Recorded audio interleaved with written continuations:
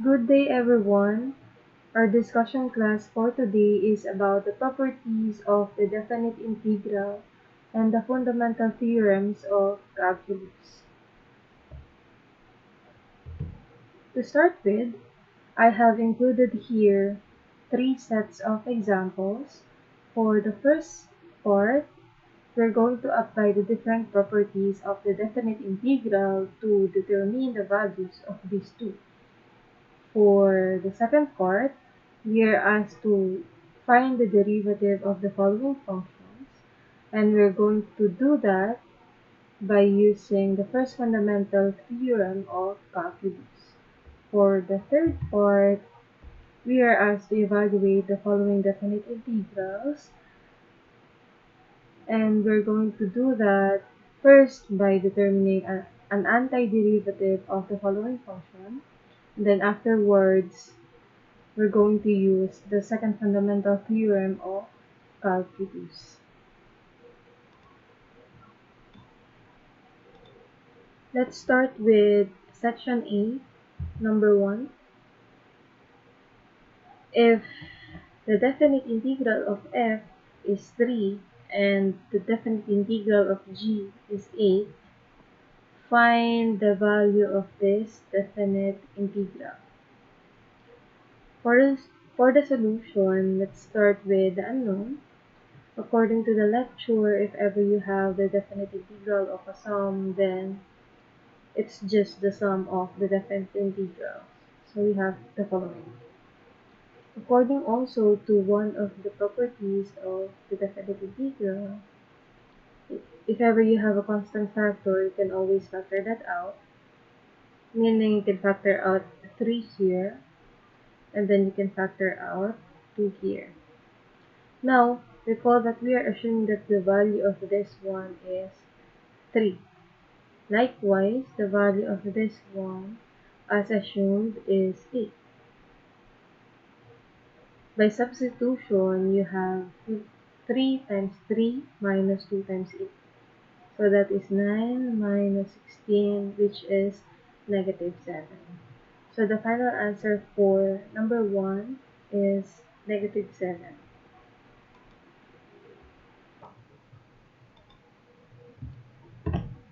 Number 2. If the definite integral of g from negative 1 to 2 is equal to 4, and the definite integral of 3 times g from negative 1 to 1 is equal to 6, evaluate the definite integral of g from 2 to 1. So we start with the unknown. We are looking for the value of the definite integral of g from 2 to 1. Now I want you to look at the limits of integration of these two definite integrals. We have here negative 1, 2, negative 1, and 1. In our unknown, we only have 2 and 1. So you might want to use negative 1 in your next solutions. According to one property given in our lecture, this equation must hold. So we have included negative 1 as a limit of integration. After that, we have to make use of the following information. So how are we going to do that? Well, we have here the definite integral from negative 1 to 2. But according to our current solution, we only have the definite integral from 2 to negative 1. So you might want to switch the limits of integration in this first summand. But how can you do that? Well, you can switch the limits of integration by multiplying negative 1 in the definite integral. But how about this one? We have here the definite integral of 3 times g. But according to our current solution, we only have the definite integral of g. If that is the case, then you might want to multiply 1/3 times 3 in your next solution, since 1/3 times 3 is just 1. So we are just multiplying 1 here. So the equation must hold. Now, we are assuming that the value of this one is 4 and the value of this one is 6. So you have -4 plus 1/3 times 6. 1/3 times 6 is just 2, plus -4 we have -2. So the final answer for number 2 is -2.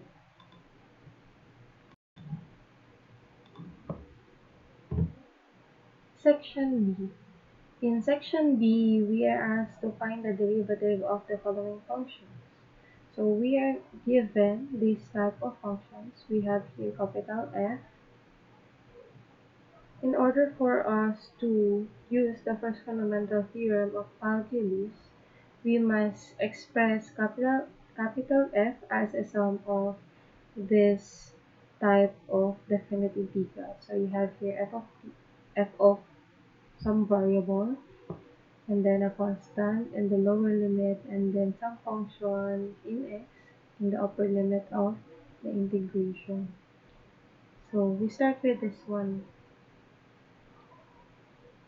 Just like what I have said earlier, you want the lower limit to be a constant and the upper limit to be some function in x. So you might want to switch the limits of integration. In order for you to do that, then you have to multiply -1 in the definite integral. So you have the following.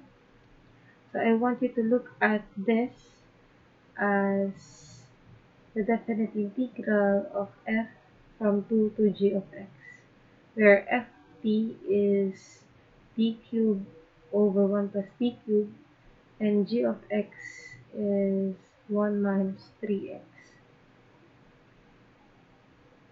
Now, by the first fundamental theorem of calculus, the derivative of this definite integral must be f of g of x times g prime of x. Now, capital F is equal to the negative of this definite integral, meaning the derivative of f must be equal to -1 times the derivative of this definite integral, which is given by the following. Now, plugging in values, f of g of x is just f of t, t replaced with 1 minus 3x. So you have your 1 minus 3x cubed over 1 plus 1 minus 3x cubed. For g prime of x, you have here g, so the derivative of g must be -3. So you have here times -3. Simplifying, -1 here and -1 here will cancel out. And what will remain is 3 times 1 minus 3x cubed over 1 plus 1 minus 3x cubed. And there you have the derivative of capital F.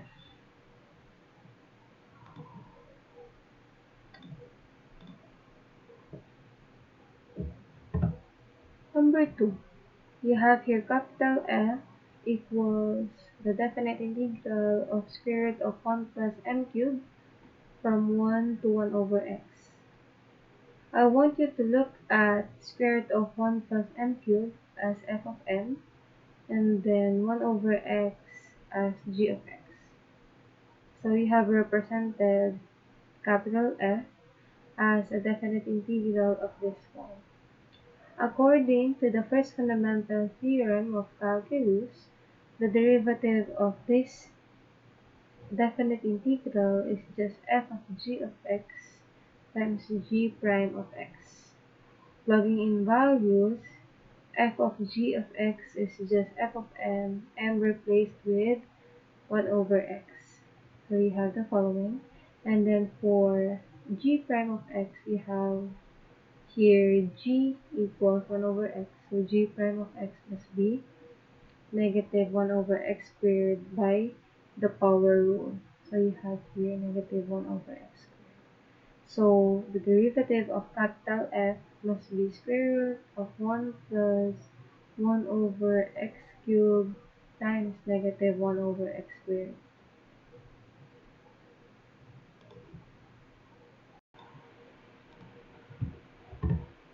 Number 3. For number 3, we have capital F equals definite integral of y squared from sine x to cosine x. Again, in order for us to apply the first fundamental theorem of calculus, you must express capital F as a sum of definite integrals of this form. So how do you do that? Well, recall that you can consider any constant a so that this definite integral is now a sum of these two integrals by a property given in the lecture. Now, for you to apply the first fundamental theorem of calculus, each summand must be of the form where the lower limit is a constant and the upper limit is a function in x. So you have to switch first the limits of integration in the first summand.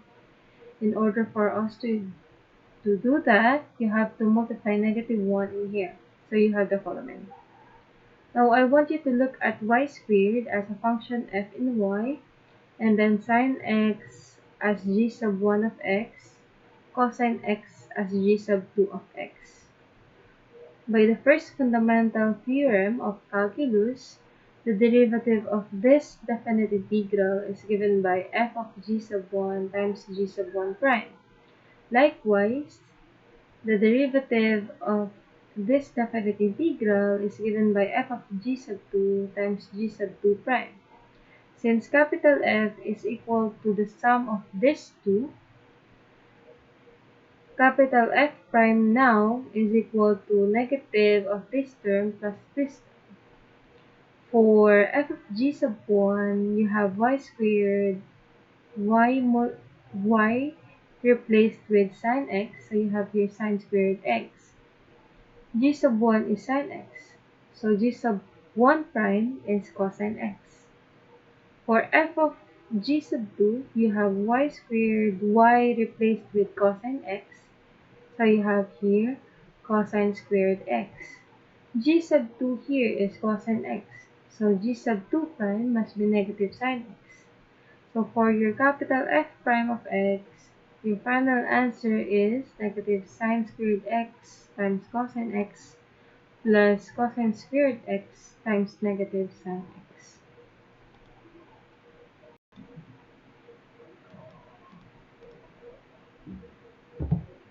Section C.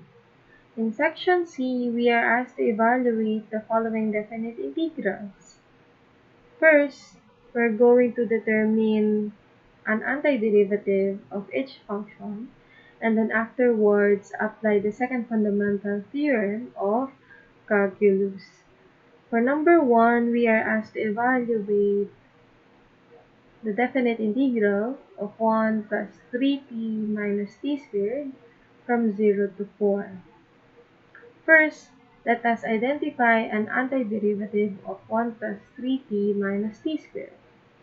An antiderivative of this function is given by t plus 3 times 1 half times t squared minus 1/3 times t cubed plus c. After that, applying the second fundamental theorem of calculus, this definite integral must be equal to the antiderivative we obtained evaluated from t equals 0 to t equals 4. At t equals 4, this is just 4 plus 3 halves 4 squared minus 1/3 4 cubed plus c. At t equals 0, this is just 0 plus 0 minus 0 plus c. After some calculation, you will obtain 20 over 3. And that is your final answer for number 1.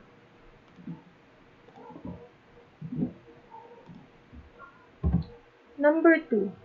In number 2, we are asked to evaluate the definite integral of 1 plus cosine squared theta over cosine squared theta from 0 to pi over 4. First, let us identify an antiderivative of this function. As you can see, as you divide term by term, you'll get secant squared theta plus 1. Now, the antiderivative of this function is given by tan theta plus c for some constant c. Now, applying the second fundamental theorem of calculus, this definite integral must now be equal to the antiderivative we obtained, evaluated from theta equals 0 to theta equals pi over 4. Tan pi over 4 is 1. Pi over 4 in here, you have pi over 4 in here. Tan 0 is 0. You have 0 in here, so you have 0 plus c. So you have 1 plus pi over 4 as your final answer.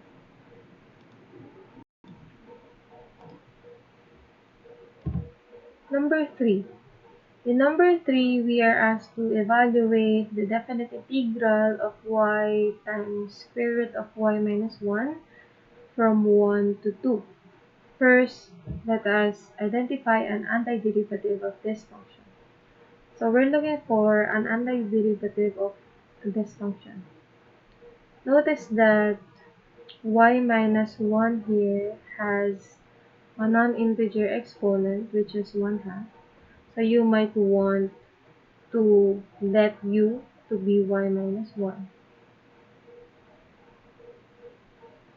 Notice that as you add both sides by 1, you get y equals u plus 1.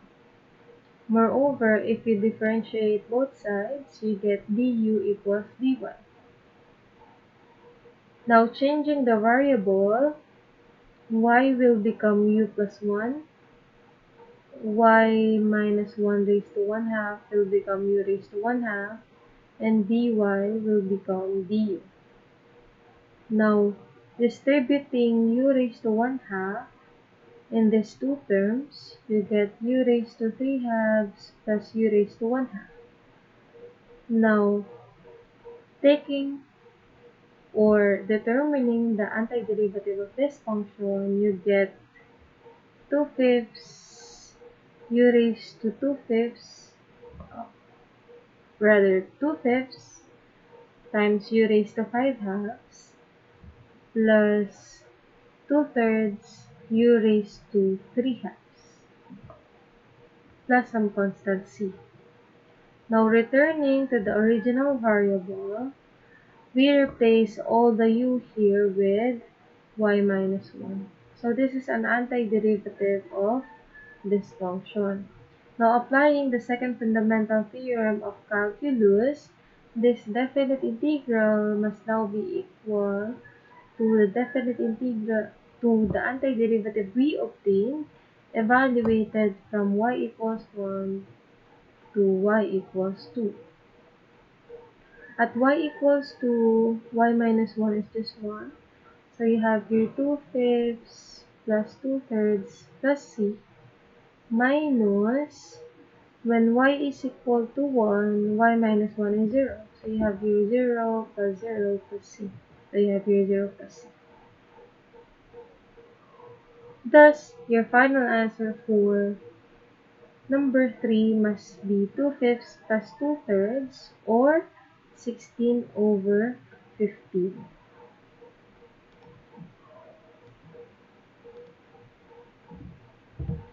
Number 4.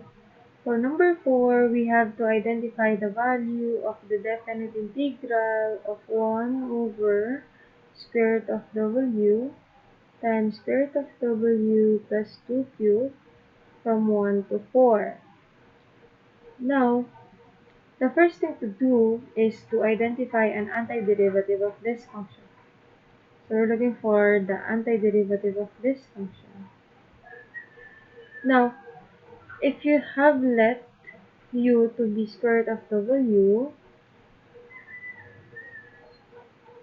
The derivative of that will just be 1/2 times 1 over square root of w dw. And it will not make sense. So why not let u to be square root of w plus 2? Let u to be square root of w plus 2.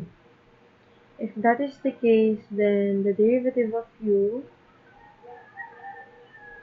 du will now be equal to 1/2 1 over square root of w dw by the power rule. But what we have here is 1 over square root of w dw. So you might want to multiply both sides by 2 to obtain the following equation. Now, changing the variable, 1 over square root of w dw will now be replaced with 2 du. We have here 2 du. And then 1 over square root of w plus 2 cubed will now be 1 over u cubed, or u raised to negative 3. So you have the following. Now, determining the antiderivative of this function, you obtain 2 times negative 1/2 times u raised to negative 2. 2 and negative 1/2 will become negative 1, and so you have negative 1 times u raised to negative 2 plus some constant c. Going back to the original variable, you replace u with square root of w plus 2. And so you have negative 1 over square root of w plus 2 squared plus some constant c. Now, by the second fundamental theorem of calculus, this definite integral must be equal to the antiderivative we obtained evaluated from w equals 1 to w equals 4. At w equals 4, we have square root of 4, so that is 2, plus 2, that is 4, 4 squared, that is 16. So you have here negative 1 over 16. When w is equal to 1, we have square root of 1, so that is 1. 1 plus 2 is 3. 3 squared is 9, so you have negative 1 over 9. You have your negative 1 over 9. Thus, your final answer for number 4 must be 7 over 144.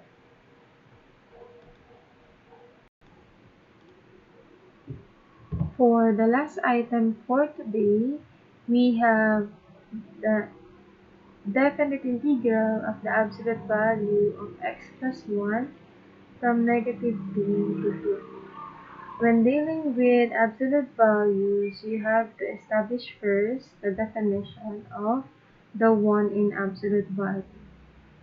So what is the value of the absolute value of x plus 1? Well, according to the definition, the absolute value of x plus 1 is equal to itself if it is greater than or equal to 0. And it is equal to the negative of itself if it is less than 0. Redefining these conditions, adding by negative 1 both sides, we have x greater than or equal to negative 1 and x less than negative 1. Meaning, the value of the absolute value of x plus 1 is itself for all real numbers that are greater than or equal to negative 1. And it is equal to the negative of itself for all real numbers that are less than negative 1. Since that is the case, you have to separate this definite integral into two intervals. So the first interval involves negative 2 to negative 1, and for the other interval, it involves negative 1 to 2. Now replacing the definition of these absolute values, absolute value here will now be equal to negative x minus 1 since we're dealing with real numbers that are less than negative 1. This absolute value here will now be equal to x plus 1 since we are dealing with real numbers that are greater than -1.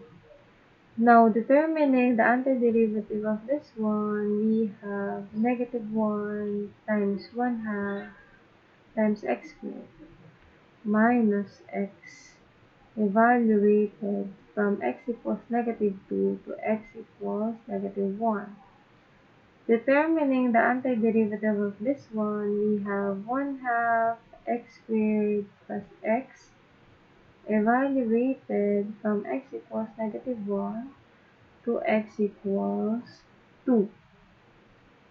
Now, after some calculation, your final answer must be 5. The final answer for number 5 is 5. And that's all for today. I hope you enjoyed watching this video and see you on our next videos. Thank you for watching.